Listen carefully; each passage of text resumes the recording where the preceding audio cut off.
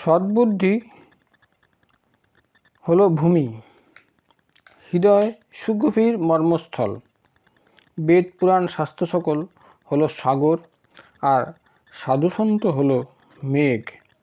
সেই শাস্ত্র সকল সাগরের সঞ্চিত জল মেঘরূপ সাধুসন্তগণ শ্রীরামচন্দ্রের সুমধুর, মনোরম ও মঙ্গলজনক সুযশরূপে সদ্বুদ্ধিরূপ ভূমিতে বর্ষণ করেন, যা ভক্তের সুগভীর হৃদয়রূপ মর্মস্থলে গিয়ে জমা হয়। যে সগুণ লীলা সবিস্তারে বর্ণনা করা হয় তা শ্রীরামচন্দ্রের সুযশরূপ, নির্মলাযুক্ত ও কলুষ বিনাশক। আর যে রাগানুরাগ প্রেম বর্ণনা করা সম্ভব হয় না, তা এই জলের মধুরতা ও সুশীতল প্রকৃতি। সেই রামচন্দ্র লীলারূপ বাড়ি সৎকর্মরূপ শালিধানের জন্য কল্যাণকর হয়। বস্তুত তা শ্রীরামচন্দ্রের ভক্তদের জন্য প্রাণস্বরূপ প্রিয়। সেই পবিত্র বাড়ি ধরাধামে অবতরণ করে ভক্তদের কর্ণপথে হৃদয়রূপ উৎকৃষ্ট স্থানে এসে জমা হয়। বহুদিন সেই স্থানে সঞ্চিত থেকে তা সুন্দর, সুরুচি, পরিচায়ক, শীতল ও সুখপদ হয়ে আত্মপ্রকাশ করে। বিচার বিবেচনা ও বুদ্ধি দ্বারা সুস্পষ্ট হয়ে এই শ্রীরামলীলা কথা প্রসঙ্গে যে 4 উত্তম সংবাদ রচিত হয়েছে, তা এই পবিত্র সুন্দর সরোবরের 4টি ঘাট। এই 4টি ঘাট হল ভূষণ্ডী গরুড়, শিব পার্বতী, যাজ্ঞবল্ক্য ও ভরদ্বাজ, আর তুলসীদাস সন্ত। সপ্তকাণ্ডই এই মানস সরোবরের সুন্দর 7টি সোপান, যার দিকে জ্ঞান নয়নে তাকালেই তা মনকে প্রসন্নতায় পরিপূর্ণ করে দেয়। শ্রী রঘুপতির যে নির্গুণ প্রাকৃতিক গুণাতীত ও উদ্দাম মহিমা এই কাব্য ভক্তদের উপহার দেওয়া হবে, তা বস্তুত অগাধ সুগভীর সুন্দর ভক্তি বাড়িতে পরিপূর্ণ। প্রভু শ্রী রামচন্দ্রের ও সীতাদেবীর অনুপম লীলায় অমৃতসম উপাদেয় ভক্তি বাড়ির অবস্থান। ব্যবহৃত উপমা সকল মানস সরোবরের তরঙ্গের মনোহর বিলাস মাত্র। এই কাব্যের সুন্দর চতুষ্পদী সকল মানস সরোবরের কমলিনী দলসম। কাব্যে যে সকল যুক্তির অবতারণা করা হয়েছে, তা মানস সরোবরের সুন্দর মুক্ত উৎপাদনকারী রমণীয় শক্তি সকল সম। শ্রীরামচরিত মানসের অন্তর্গত ছন্দ, সোরঠা ও দোহা সকল সরোবরে প্রস্ফুটিত বিভিন্ন বর্ণের কমল দলসম সুন্দর ও শোভমান। উৎকৃষ্ট অর্থ, সুউচ্চ ভাব গাম্ভীর্য আর সুন্দর ভাষা বিন্যাসী সে সকল কমল দলের পরাগ, মকরন্দ ও সুগন্ধ। পুণ্যপুঞ্জ সারি সারি ভ্রমর কুলসম সুন্দর।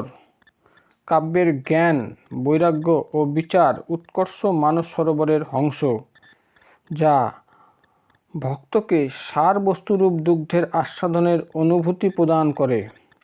কাব্যের সুললিত ছন্দবদ্ধ বিন্যাস, বক্রোক্তি, গুণগত উৎকর্ষ ও জাতিগত বৈচিত্র্যের সমন্বয়ে মানস সরোবরে বিভিন্ন ধরনের মনোহর মৎস্যসম।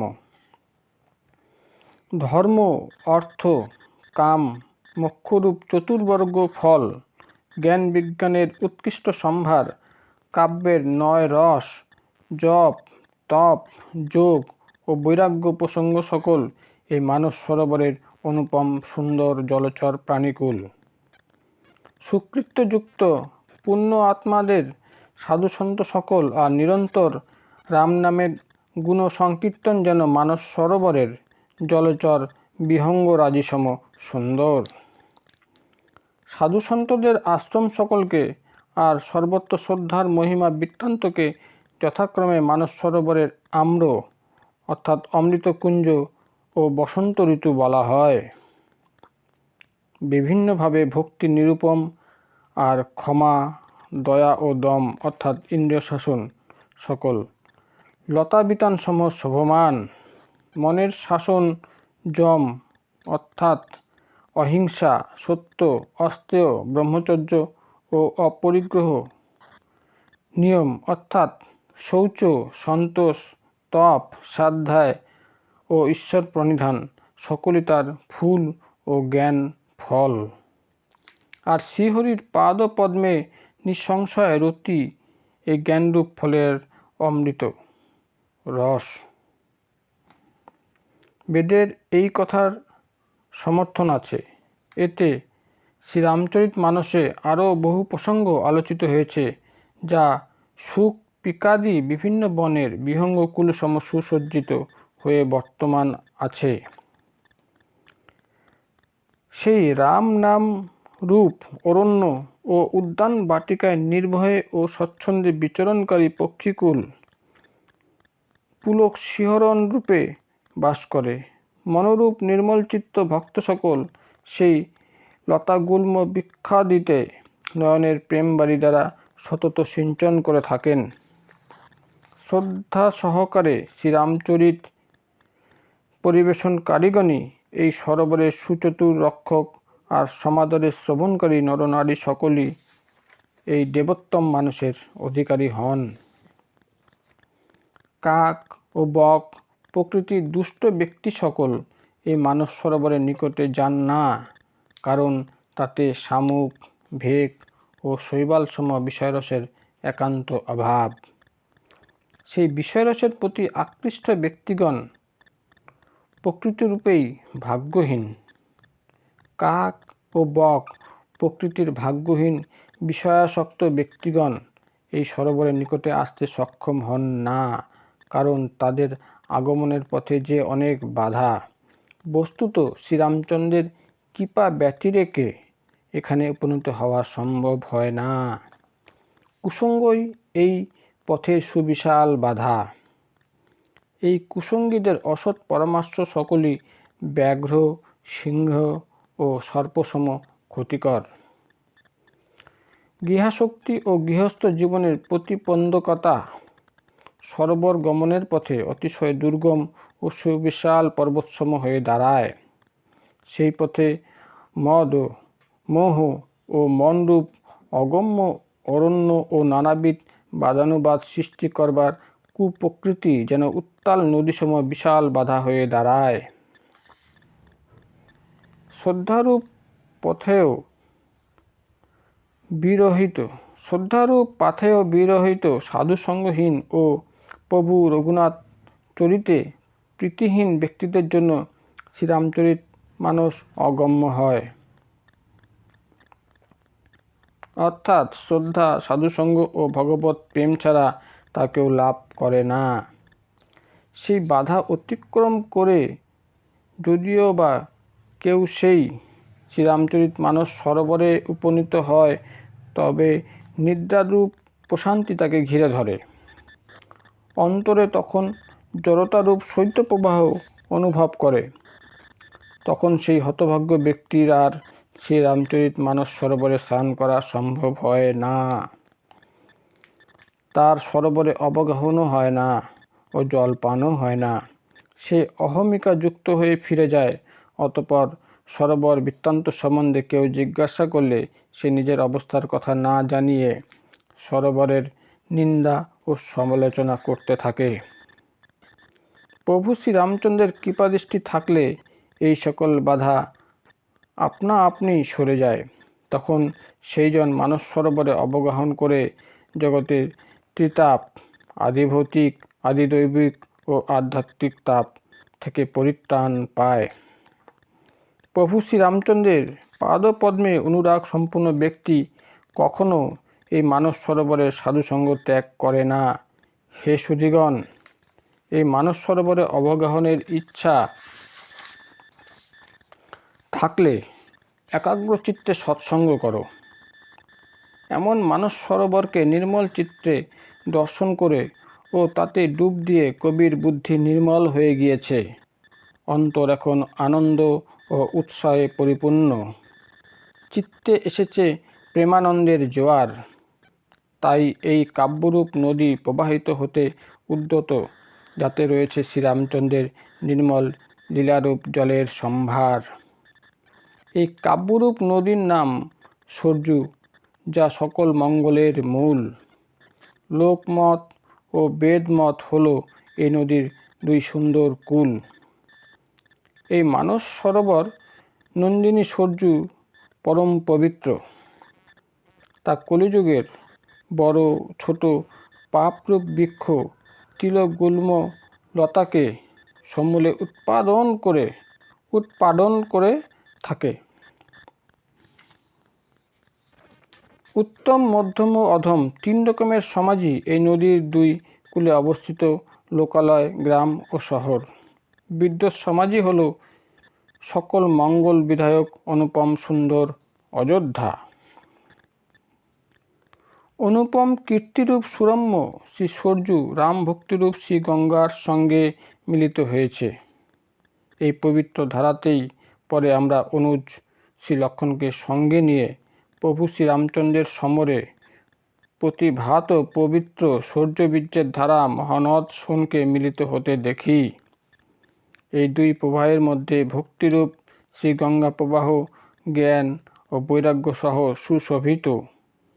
তিতাবকে ভীতিবর্ষণকারী এই ত্রিমুখী ধারা প্রবাহ শ্রীরামস্বরূপ রূপ সমুদ্রের দিকে ধাবিত হয়। এই কীর্তিরূপ সরজুর মূল হল মানস অর্থাৎ শ্রীরামচরিত, আর তা রাম ভক্তিরূপ শ্রী গঙ্গায় মিলিত হয়েছে। তা শ্রবণকারী সুধীজনকে পবিত্র করে। মধ্যে বিভিন্ন প্রকারের বিচিত্র বৃত্তান্ত সকল আছে, যা নদীর কূলে অবস্থিত উপবন ও উদ্যান বলা যেতে পারে। পার্বতী দেবী ও ভগবান শ্রী শঙ্করের বিবাহের বরযাত্রী হল নদীর বিভিন্ন প্রকারের জলচর প্রাণী। শ্রী রঘুনাথের জন্মের সময়ের আনন্দ উৎসব ও অভিনন্দন সম্ভারই এই নদীর আবর্ত ও তরঙ্গের সৌন্দর্য রাজি।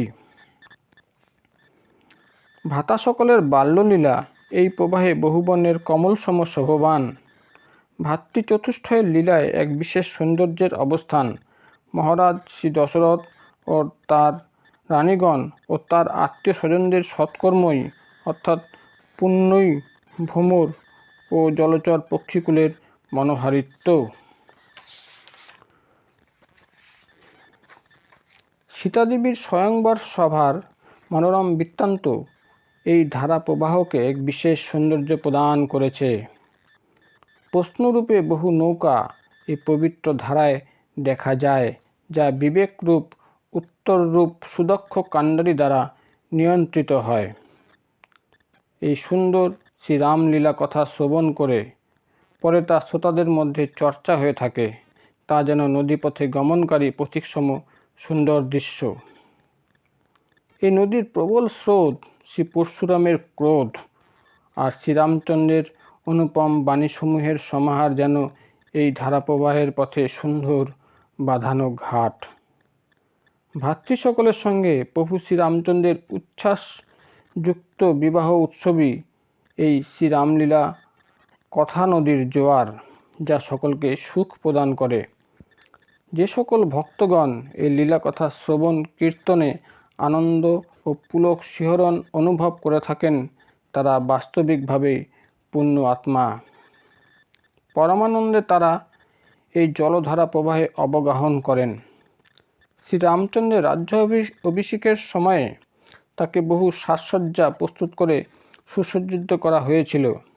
তা যেন পার্বণ উপলক্ষে স্নানের জন্য নদী তীরে সমবেত ভক্তমণ্ডলী। কৈকেয়ীর দুর্বুদ্ধি এই লীলা নদীর শ্যাওলা, যা অতি বড় বিপদ ডেকে এনেছিল।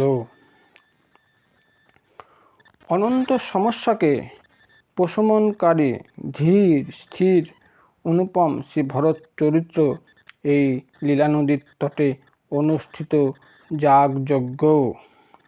কলিযুগের পাপ আর দুষ্টদের অবগুণের যে সকল বর্ণনা আছে, তাকে নদীর কর্দম, কাক ও বক আখ্যা দেওয়া যায়। অনুপম সুন্দর লীলা প্রসঙ্গ সংকীর্তনে শরঋতুর সৌন্দর্য বর্তমান। তার মহিমা, সৌন্দর্য ও পবিত্রতা বিভিন্ন স্থানে দেখা যায়। শিব পার্বতী বিবাহ প্রসঙ্গকে হেমন্ত ঋতু আখ্যা দিলে প্রভু শ্রীরামচন্দ্রের জন্মোৎসবের প্রসঙ্গকে সর্বসুখ প্রদায়ক ঋতু বলাই ঠিক হবে। শ্রীরামচন্দ্রের বিবাহ দৃশ্যপটে আনন্দময় ও মঙ্গলময় ঋতুরাজ বসন্তের স্পর্শ অনুভূত হয়। শ্রীরামচন্দ্রের বনবাস গমনে দুঃসহ গ্রীষ্ম ঋতু আর পথের বিবরণ প্রখর রৌদ্র ও উত্তপ্ত বায়ু। রাক্ষসদের সঙ্গে তুমুল যুদ্ধই বর্ষা ঋতু, যা দেবকুলরূপ ধান্যের জন্য কল্যাণকর। শ্রীরামচন্দ্রের রাজ্যকালে যে সুখ, শান্তি ও মাহাত্ম্য দেখা যায় তা যেন নির্মল সুখ প্রদানকারী শরৎকাল। সতী শিরোমণি সীতাদেবীর গুণগান জলের নির্মলতা ও গুণ। শ্রী ভারতের স্বভাব এই নদীর সুশীতল প্রকৃতি, যা সতত একইভাবে অবস্থান করে, যার বর্ণনা করা যায় না।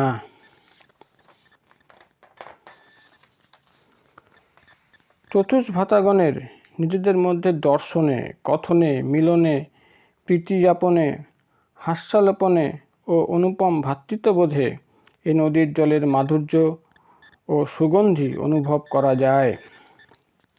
আমার আরতি, বিনয় ও দিনহীন ভাব দেখে যেন এই অনুপম সুন্দর ও নির্মল বাড়িকে তুচ্ছ জ্ঞান করে বসবেন না।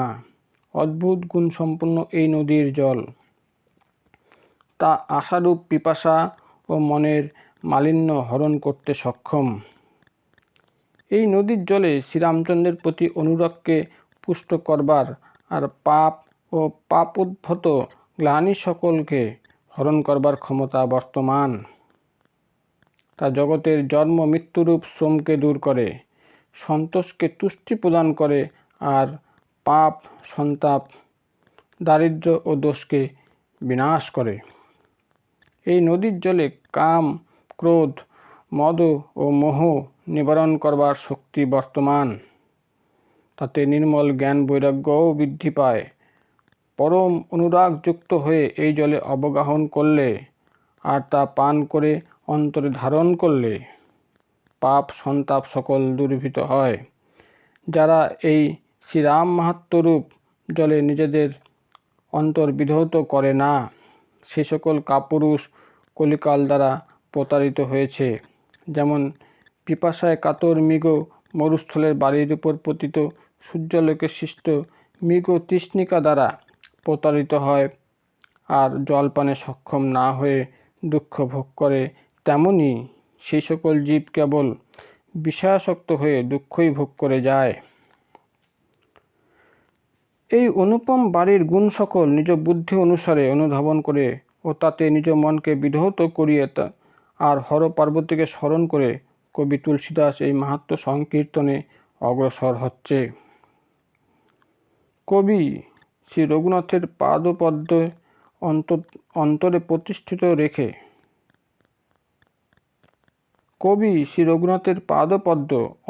প্রতিষ্ঠিত রেখে ও তার অনুমতি নিয়ে দুইজন শ্রেষ্ঠ মুনির মিলনের অনুপম সুন্দর ঘটনা বৃত্তান্ত সংকীর্তন করছে।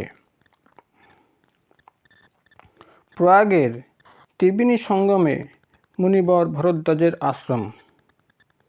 মুনিবর প্রভু শ্রীরামচন্দ্রের পাদপদ্মে পরম অনুরাগ সম্পন্ন, তাপস, নিগৃহচিত্ত, জিতেন্দ্রিয় দয়াসম্পন্ন মুনিবর পরমার্থ পথের পরম জ্ঞানী। মাঘ মাসে সূর্য যখন মকর রাশিতে গমন করে, তখন দলে দলে ভক্তগণ তীর্থরাজ প্রয়াগে আসেন। সেই পুণ্য লগ্নে দেবতা, দানব, কিন্নর, মানব নির্বিশেষে সকলেই পরম শ্রদ্ধাযুক্ত হয়ে ত্রিবেণী সঙ্গমে অবগাহন করে থাকেন। স্নানান্তে ভক্তগণ ত্রিবেণী মাধবের পাদপদ্মে পূজার্চনা করেন ও অক্ষয়বটের স্পর্শলাভ করে থাকেন। অঙ্গে তখন তাদের পুলক শিহরণ। সুরম্য পরম পবিত্র এই ভরদ্বাজ মুনির আশ্রম তা শ্রেষ্ঠ মুনিদেরও মন হরণ করতে সক্ষম। তীর্থরাজ প্রয়াগে সমবেত মুনি ঋষি মণ্ডলী সেখানে মুনিবর ভরদ্বাজের আশ্রমে অবশ্যই গমন করেন। নিত্য প্রাতকালে তারা ত্রিবেণী সঙ্গমে স্নানাদি সেরে আশ্রমে ফিরে এসে শ্রীহরির গুণগানে নিত্যযুক্ত হন। তাদের আলোচিত বিষয়ের মধ্যে ব্রহ্ম জিজ্ঞাসা, ধর্মের বিধান ও তত্ত্বসমূহ বিশ্লেষণ প্রাধান্য পায়। জ্ঞান বৈরাগ্যযুক্ত ভগবত ভক্তির আলোচনায় আশ্রম তখন মুখর হয়ে ওঠে। মাঘ মাস ধরে ত্রিবেণী সঙ্গমে নিত্য অবগাহন করে অবশেষে মকর স্নান করে তারা নিজ নিজ আশ্রমে প্রত্যাগমন করেন।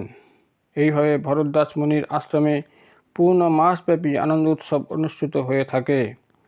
সেইবার পূর্ণ মাঘ মাস ভরদ্বাজ মুনির আশ্রমে নিবাস করে মাসান্তে মকর স্নান সমাপন করে মুনি শ্রেষ্ঠগণ নিজ নিজ আশ্রমে ফিরে গেলেন। পরম জ্ঞানী মহামুনি যাজ্ঞবল্ক গমনোদ্যত হলে ভরদ্বাজ মুনি তার চরণ ধারণ করে প্রত্যাগমনে বিরত করলেন। ভরদ্বাজ মুনি মহামুনির শ্রীপাদপদ্ম প্রক্ষালন করে তাকে পরম পবিত্র আসন দান করলেন। অতঃপর তিনি মহামুনি যাজ্ঞবল্কের পূজা অর্চনা করে তার স্তব স্তুতি গানও করলেন আর অবশেষে সবিনয়ে মৃদু কণ্ঠে নিবেদন করলেন। তিনি বললেন, হে নাথ, আমার মনে এক বিশাল সংশয় আছে, আর আপনি আমার সম্মুখে বেদ তত্ত্বজ্ঞ রূপে বর্তমান, অর্থাৎ আপনি বেদ তত্ত্বজ্ঞ, তাই আমার সংশয় হরণে সমর্থ। কিন্তু সেই সংশয় বৃত্তান্ত প্রকাশ করতে আমার যুগপৎ ভয় ও লজ্জা হয়। ভয় কারণ আপনি মনে করতে পারেন যে আমি আপনাকে পরীক্ষা করবার জন্য প্রশ্ন করছি, আর লজ্জার কারণ এত বয়সেও জ্ঞান লাভ না হওয়ার জন্য। জিজ্ঞাসা না করলেও আমার ক্ষতি আমারই, কারণ সংশয় তো থেকেই যাবে। হে প্রভু, সুধীগণের মতে শ্রীগুরুর সঙ্গে কপটতা করলে অন্তরে নির্মল জ্ঞান সঞ্চার হয় না। এই কথার সমর্থনে বেদ, পুরাণ ও মুনিদের উপদেশ প্রমাণ। তাই আপনার কাছে এই সংশয় নিরসনের আর্তি। অনুগ্রহ করে সেই সংশয় দূর করে সেবকের অজ্ঞান হরণ করুন। রাম নামের অনন্ত প্রভাবের কথা বেদে, পুরাণে, উপনিষদে ও সাধু সন্তদের উপদেশে শোনা যায়। মূর্তিমান কল্যাণ বিগ্রহ, জ্ঞান ও গুণধাম অবিনাশী ভগবান শ্রী শঙ্কর সতত রাম নাম জপ করেন। জগতে চতুর্বিধ জীব সকলের কাশিতে মৃত্যু হলে পরমপদ লাভ হয়ে থাকে। হে মুনিরাজ, তাও শ্রীরামেরই মহিমা, কারণ ভগবান শ্রীশঙ্কর কৃপা করে মৃত্যুপথযাত্রী জীবদের রাম নামই দান করে থাকেন। এই হলো তাদের পরম পদ লাভ করবার বিশেষ কারণ। হে প্রভু, আমি জানতে চাই যে এই শ্রীরাম কে? হে কৃপানিধান, আমাকে বুঝিয়ে দিন। অযোধ্যাপতি মহারাজ দশরথ নন্দন শ্রীরামের কথা জগতে সুবিদিত। তিনি স্ত্রীর বিরহে অপার দুঃখে সম্মুখীন হয়ে কুপিত হয়ে যুদ্ধে রাবণ বধ করেছিলেন।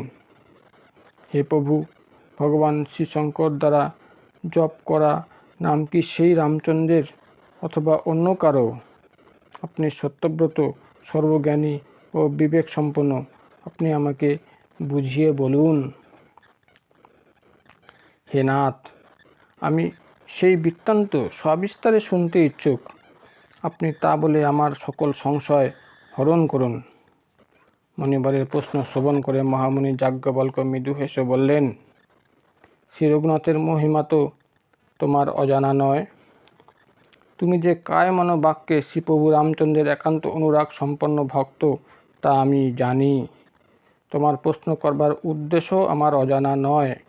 তুমি নিজেকে প্রচ্ছন্ন রেখে আমার মুখ দিয়ে প্রভু শ্রীরামচন্দ্রের সুগূঢ় লীলা রহস্য শ্রবণ করতে চাও।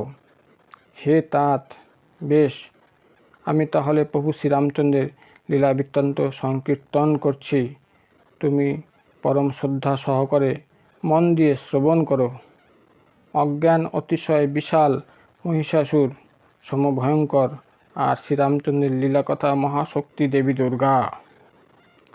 শ্রীরামলীলা কথা সুশীতল চন্দ্রকিরণ সম, যা সাধু সন্তরূপ চকরগণ সুধাজ্ঞানে সতত পান করে থাকেন। অতএব একবার অনুরূপ সংশয় যখন দেবী পার্বতী চিত্তে দেখা দিয়েছিল, তখন তার নিরসনে ভগবান শ্রীশঙ্কর সবিস্তারে সেই রামকথা সংকীর্তন করেই করেছিলেন। এবার আমি আমার জ্ঞান বুদ্ধি অনুসারে সেই হর পার্বতী সংবাদ বলছি।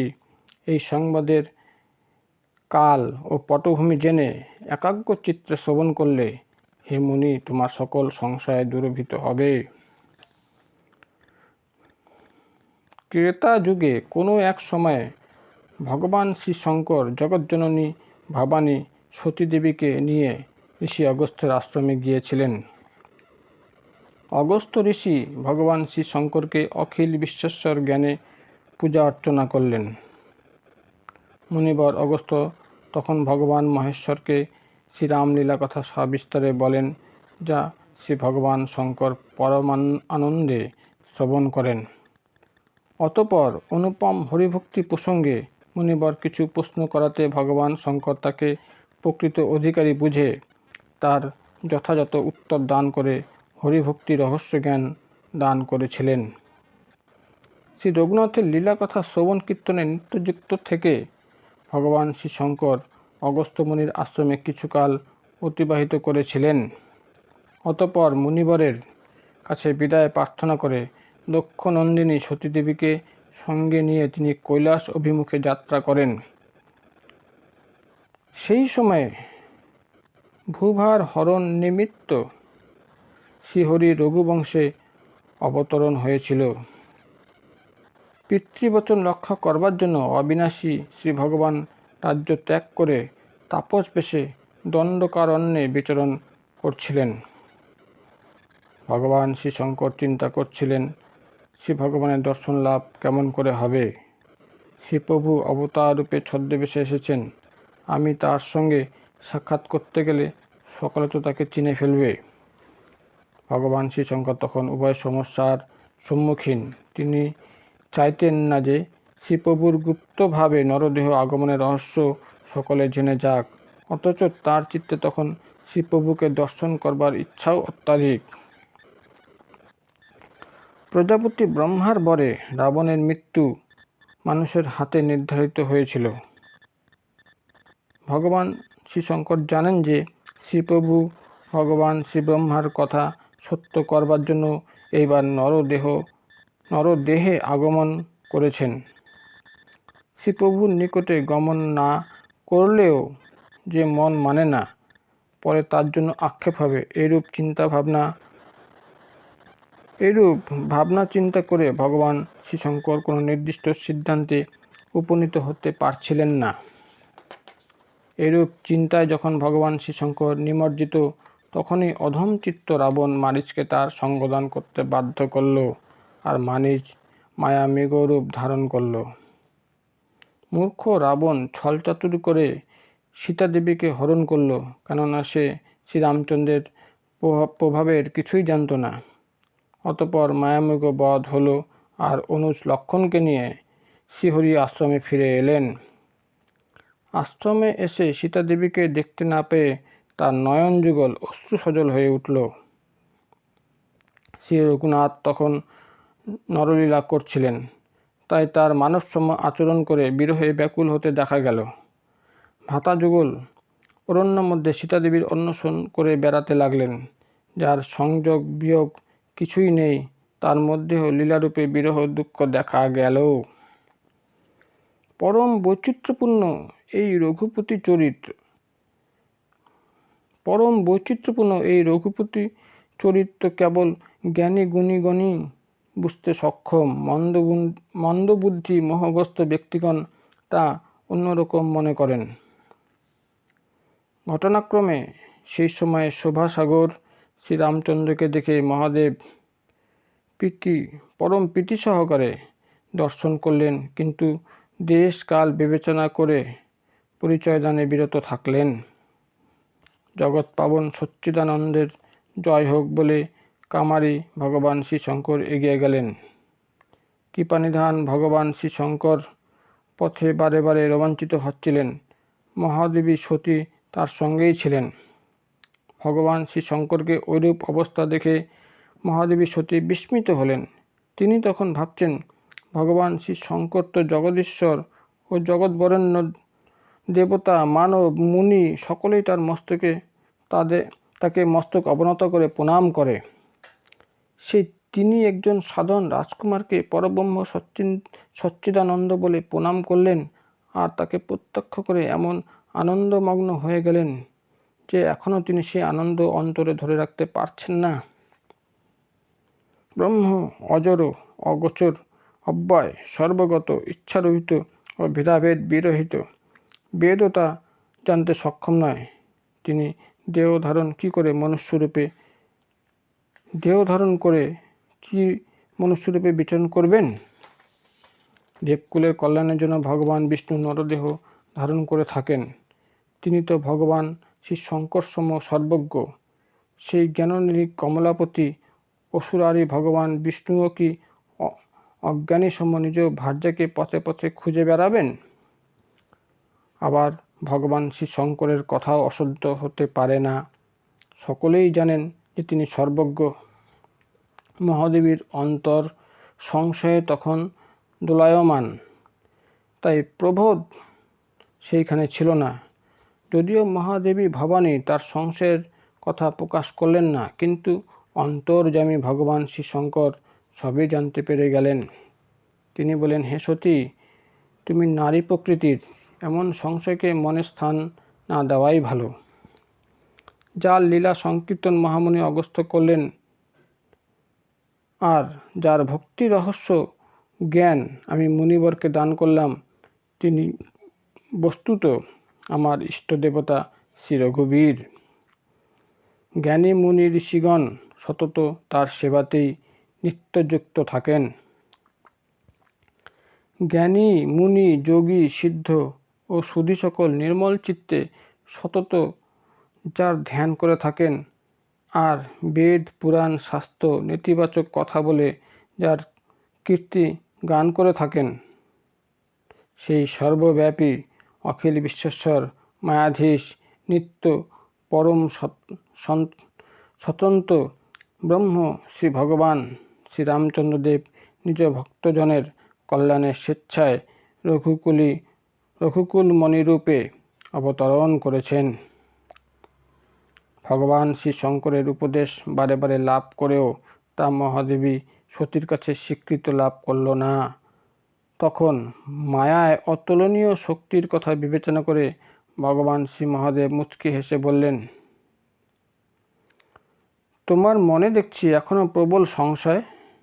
বেশ, তাহলে তুমি না হয় পরীক্ষা করে সন্তুষ্ট হও। তোমার প্রত্যাগমন কাল পর্যন্ত আমি এই বটবৃক্ষের ছায়ায় অপেক্ষা করছি। তোমার এই অজ্ঞানপ্রসূত ভ্রান্তি দূর হওয়া দরকার। তুমি নিজেই পরীক্ষা করে দেখতে পারো, তবে যা করবে তা খুব ভেবেচিন্তে করবে। পতিদেবতার অনুমতি লাভ করে দেবী সতী চললেন। পথে তিনি ভাবছেন, আরে ভাই, কীভাবে পরীক্ষা করব। এদিকে ভগবান শ্রী শঙ্কর ভাবছেন, দক্ষসুতা মনে হচ্ছে মঙ্গল পথ থেকে সরে যাচ্ছেন। আমি বোঝালাম, তবুও তার সংশয় গেল না। এ দেখছি বিধিবাম, সতীত্ব, এতে মঙ্গল হবে না। প্রভু শ্রীরামচন্দ্র যা স্থির করে রেখেছেন তাই হোক। আকাশ পাতাল ভেবে কী লাভ। এরূপ যুক্তি গ্রহণ করে ভগবান শ্রী শঙ্কর শ্রীহরির নাম জপ করতে লাগলেন। অতঃপর মহাদেবী সতী সুখময় শ্রীরামচন্দ্র সকাশে গমন করলেন। অনেক ভেবেচিন্তে মহাদেবী সতী সীতাদেবীর রূপ ধারণ করে সেই পথে এগিয়ে চললেন, যে পথে তার ধারণায় নরপতি শ্রীরামচন্দ্র এগিয়ে আসছিলেন। দেবীর ছদ্মবেশ দেখে শ্রীলক্ষ্মণ আশ্চর্য হলেন। চিত্তে ভ্রমের উদয় হল। তিনি গম্ভীর হয়ে রইলেন, কিন্তু মুখে কিছু বলতে পারলেন না। স্থিরমূর্তি শ্রীলক্ষ্মণ রঘুনাথের প্রভাবকে ভালোভাবে জানতেন। সর্বদর্শী অন্তর্যামী দেবতাদেরও প্রভু শ্রীরামচন্দ্র সীতাদেবীর ছদ্মবেশ ধরে ফেললেন। সর্বজ্ঞ শ্রীরামচন্দ্র স্বয়ং ভগবান, যাকে স্মরণ করলে সকল অজ্ঞান নিবারণ হয়। অথচ কি বিচিত্র এই রমণী প্রকৃতি! সেইখানেও, সেই সর্বজ্ঞ শ্রী ভগবানের সম্মুখেও সত্যদেবী গোপন থাকতে চান। নিজ মায়ায় অমিত শক্তিকে সম্মান প্রদর্শন করে প্রভু শ্রীরামচন্দ্র হেসে বললেন, প্রভু শ্রীরামচন্দ্র হাত জোর করে সতীদেবীকে প্রণাম করলেন আর পিতার নাম বলে নিজের পরিচয় দিলেন। অতঃপর তিনি জিজ্ঞাসা করলেন, হে দেবী, বিশ্ববাহন ভগবান শ্রী শঙ্কর কোথায়? আপনি এই গভীর অরণ্যে একাকী বিচরণ করছেন কেন? শ্রীরামচন্দ্রের রহস্যময় সুললিত উক্তি শ্রবণ করে মহাদেবী সতী মনে